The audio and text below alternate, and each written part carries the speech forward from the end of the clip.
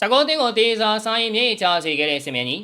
အားလုံးပဲမင်္ဂလာပါများ Ryan 7 Online Agency ကနေအားလုံးကိုပြန်လည်ကြိုဆိုလိုက်ပါတယ်။ဘာလို့ရသည့်ကုံမိုးကနှစ်ပွဲပဲလိုပါတော့တယ်။အသင်းတိုင်းကပန်းဝင်လာစေဖို့အတွက်လက်ကျန်ပွဲတွေကိုအာရုံစိုက်နေတော့တချို့ကတော့သူများပြောတယ်လို့မပြောနိုင်ပဲရင်းထဲမှာအပူမီးလုံးကြီးတောက်လောင်နေရပါတယ်။ဒီတစ်ပတ်ရဲ့ပွဲကြီးပွဲကောင်းအနေနဲ့လီဗာပူးနဲ့ချဲလ်ဆီတို့ရှင်မဲကစားခဲ့ပြီးပွဲကအကျော်လေးကိုပြင်းစရာကောင်းနေခဲ့ပါတယ်။လီဗာပူးကအာနီစလော့ပြုံရေးကိုဦးစားပေးနေပြီးတောင်ကန်မြောက်ကန်လုံးနေလို့ချဲလ်ဆီကလည်းဥရောပဝင်ခွင့်အတွက် FA ကပ်ကနေစူးစမ်းသွားတော့မှာပါ။ဒါကြောင့်တပတ်တကိုးစီနဲ့တေးစားဆိုင်ပြီးဆုံးသွားပါတယ်။ပုံပြီးရင်နာစရာကောင်းတာကမန်ချက်တိုင်းတက်ပါပဲ။မန်တိုင်းတက်ဟာချန်ပီယံလိဝင်ခွင့်ရရှိပြီးတဲ့နောက်ပုံမှန်ခြေစွမ်းတွေပြန်ပေါ်လာခဲ့တာကြောင့်ဆနလန်ကိုတေးကြောင်းမလေးကန်လိုက်ရပါတယ်။ဘဲတော့မကွဲတဲ့ခြေစွမ်းနဲ့ချန်ပီယံလိမှာဘာလုံးမှလဲဆိုတာရင်လေးစရာပါ။ချန်ပီယံလောင်းမန်စီးတီးကတော့ဒီဘက်မှာ Brentford ကို ETSC ခေါ်ပြီး3-0နဲ့နိုင်လိုက်ပါတယ်။စီးတီးကအရှိဘက်မှာ Everton ကိုတေးကြားထားတာကြောင့်အာဆင်နယ်နောက်ကိုအမိလိုက်ဖို့ဂိုးတွေပါရသလောက်သွင်းနေတာပါ။ဒါပေမဲ့လည်းအာဆင်နယ်ကတလောကလုံးရှုံးစေခြင်းနဲ့ဂျားကဝက်ဆန်ရဲ့တန်းစင်းဆောင်ရုံအားကိုကြော်လွန်အနိုင်ပြလိုက်တဲ့အခါအားလုံးမြင့်နေတဲ့မျက်ကွယ်ဖြစ်ခဲ့ကြပါတယ်။ဝက်ဆန်ကအရင်ရာသီတွေတုန်းကအတိုင်းအာဆင်နယ်ကိုကောင်းကောင်းစိတ်တော့ကပေးခဲ့ပါတယ်။ဒါပေမဲ့လည်းအာဆင်နယ်ကိုသမားဒူရာက